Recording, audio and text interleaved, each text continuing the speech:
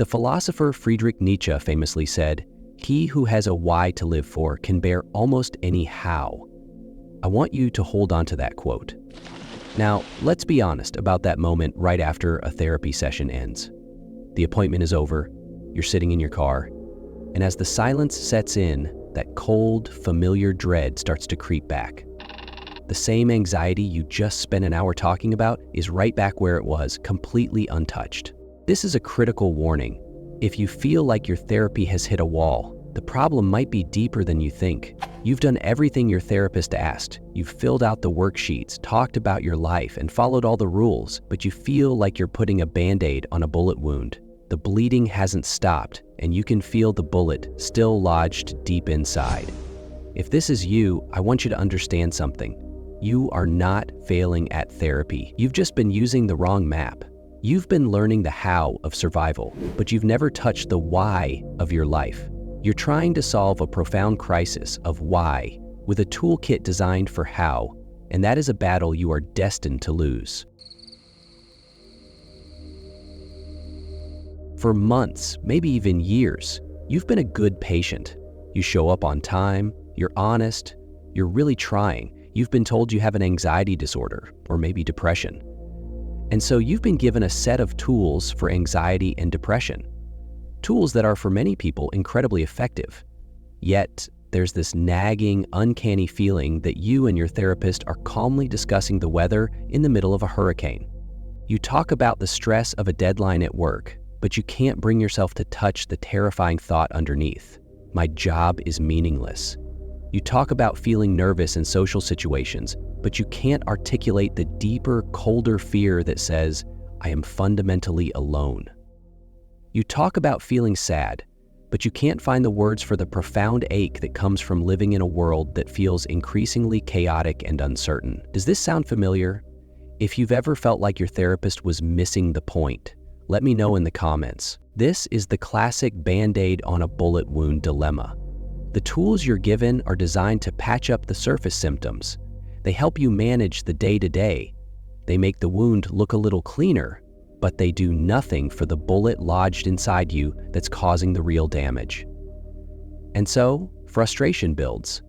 You start to feel like you're broken, that therapy won't work for you, or that your therapist just doesn't get it. You might even leave the office feeling worse than when you went in, more tired, more misunderstood. But the truth is, the problem might not be you or even your therapist. It might be the very framework of the therapy you're receiving. Many of the dominant models of therapy today simply aren't built to handle the true weight of what you're carrying. They weren't designed for the big questions. They were designed for manageable problems. And your problem is the inherent difficulty of being human. To really understand why your therapy might feel off track, we need to open the standard therapeutic toolbox. For the last few decades, the biggest name in the game has been cognitive behavioral therapy, or CBT. And it's popular for a reason. It's evidence-based, structured, and remarkably effective for a range of issues like anxiety and depression. The idea behind CBT is elegantly simple. Our thoughts, feelings, and behaviors are all connected. So if we can change our distorted thoughts or unhelpful behaviors, we can change how we feel. If you have a phobia of spiders, CBT is brilliant. It helps you identify the irrational thought, this spider is going to kill me, challenge it, it's a harmless house spider, and change your behavior. You stay in the room instead of fleeing. It's a powerful tool for fixing faulty wiring in the brain. But what happens when your thought isn't faulty? What happens when your thought is, I am going to die one day and I am terrified, or I desperately need my life to have meaning, but I'm afraid it has none. These aren't cognitive distortions. They are rational, lucid responses to the fundamental truths of existence. Applying standard CBT techniques here can feel absurd. You can't reframe the thought, everyone I love will die, into a more positive version without feeling like you're lying to yourself. The fear isn't irrational, so the tools that work so well elsewhere suddenly feel flimsy and inadequate. They weren't built for this. Have any of you tried CBT? How did it work for you? Share your experience, good or bad, below. This gets at a deeper issue. Our modern approach to mental health is, in essence, a medicalization of human suffering. We are taught to see our inner pain as a pathology, a list of symptoms to be diagnosed, treated, and removed. Anxiety and depression are framed as bugs in the system, glitches in the machine of the mind that need to be fixed. But existential dread isn't a glitch.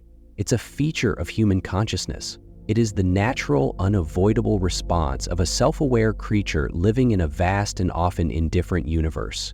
To treat it like a disease is to fundamentally misunderstand it, to pathologize the profound reflections of a thinking, feeling person. When therapy focuses only on symptom removal, it can become a form of sophisticated avoidance. You learn great techniques for managing the feeling of anxiety, but you never actually talk about what you're anxious about. You get better at handling a panic attack, but you never discuss the terror of mortality that's triggering it with your therapist. This leads to a frustrating game of whack-a-mole. You get your social anxiety under control, only to find yourself obsessing about your health. You manage your intrusive thoughts, only to find yourself wrestling with a deep, unshakable numbness.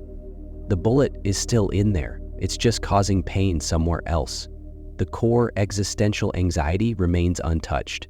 And so, a real, deep, soul-level transformation remains forever out of reach. So, what is this bullet we keep talking about? According to existential philosophers and therapists, our deepest, most stubborn anxieties are often not random.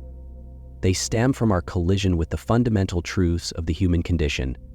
Psychiatrist Irvin Yalom called these truths the four ultimate concerns of existence, the unavoidable and often terrifying realities that every single one of us must confront. The first is death. This is the big one. We are finite creatures. We exist for a brief time, and then we do not. The terror of this fact hums like a constant bass note in the background of our lives. This isn't a negative belief you can challenge. It's a reality. The fear of death often masquerades as other things: health anxiety, a fear of flying, even an obsessive need for control. But the root is the simple, terrifying fact of our own mortality. The second is freedom. This sounds like a good thing, right? But it's a double-edged sword. As the philosopher Jean-Paul Sartre said, we are condemned to be free.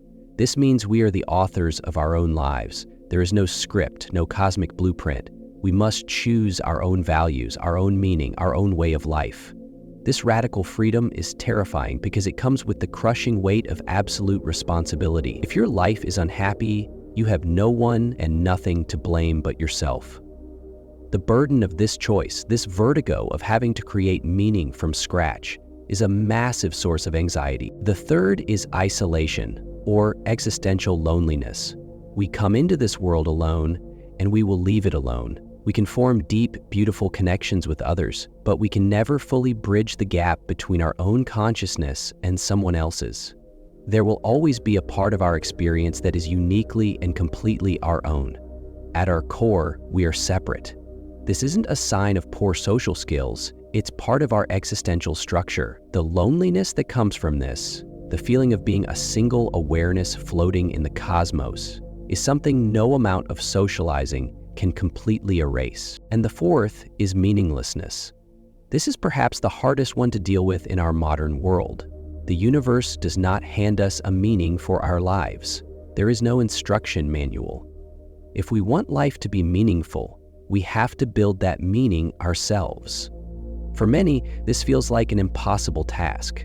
To construct a durable, sustaining sense of purpose in a world that offers no guarantees and often feels completely random. The struggle with this potential void is the source of that deep, gnawing feeling of, what's the point of it all?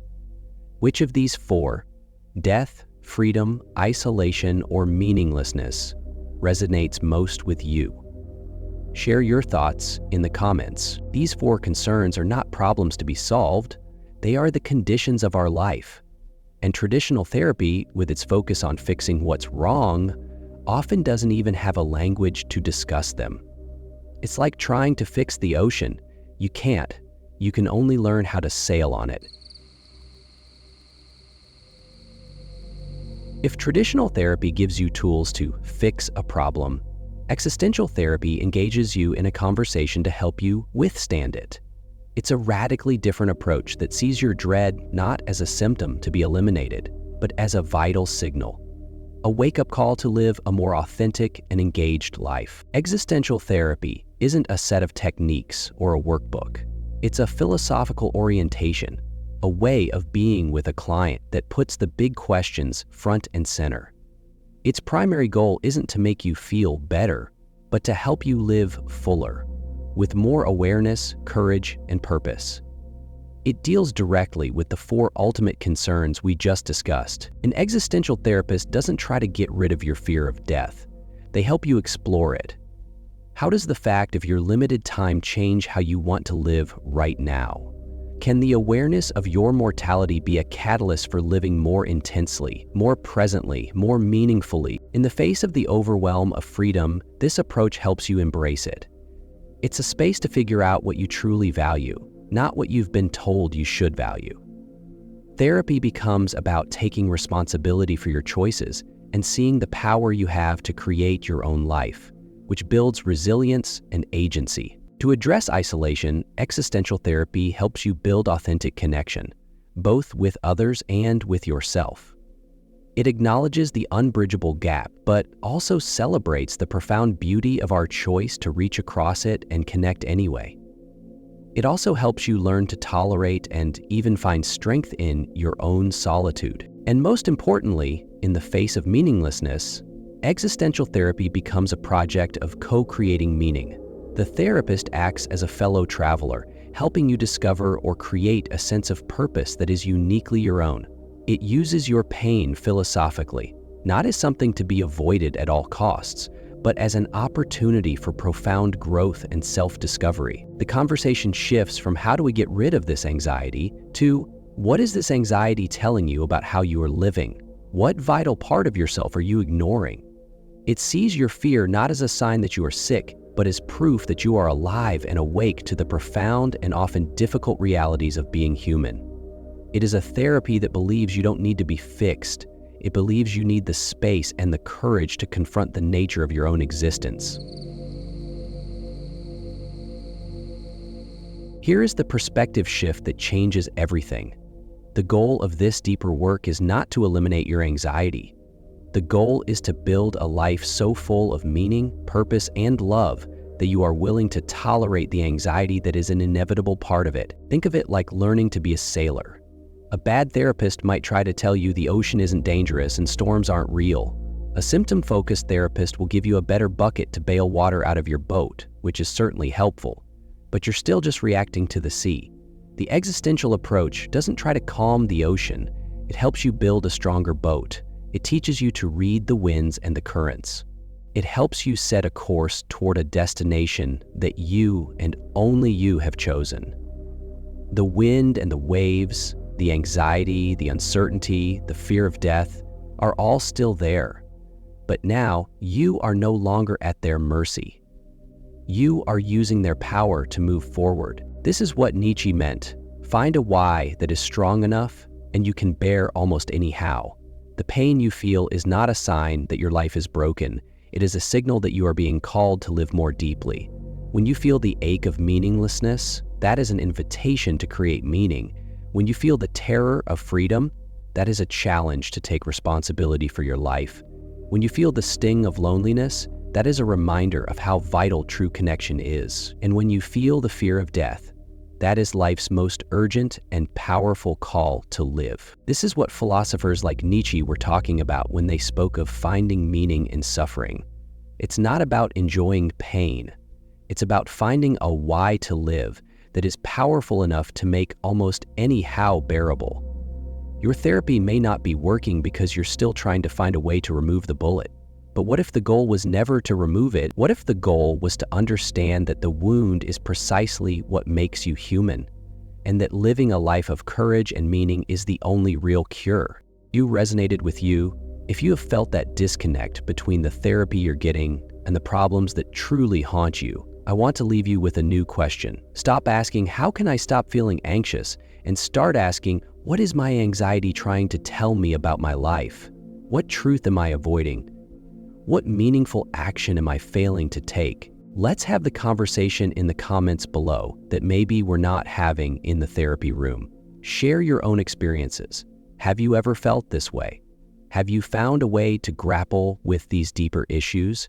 Let's create a space here to talk about what really matters. And if you want to keep exploring these ideas and go beyond the surface of mental health, make sure to subscribe and hit the notification bell. We have a lot more to talk about. It is incredibly frustrating to feel like your therapy isn't working. It can make you feel hopeless, like you are an unsolvable problem. But I hope you can see now that this feeling might not be a sign of failure at all. It might be a sign that you have outgrown the tools you've been given. It might mean you are asking questions that are too big, too deep, and too important to be answered with a simple fix. If your therapy feels like a band-aid on a bullet wound, it's because the wound is not an ordinary one. It is a profound, existential pain that doesn't require a cure, but courage. It requires confrontation, not distraction. It demands that you create your own personal meaning in a universe that offers none. You are not struggling in therapy because you are broken. You are struggling because you are a human being grappling with the magnificent and terrifying task of being alive. And realizing that is not the end of your journey, it is the real beginning.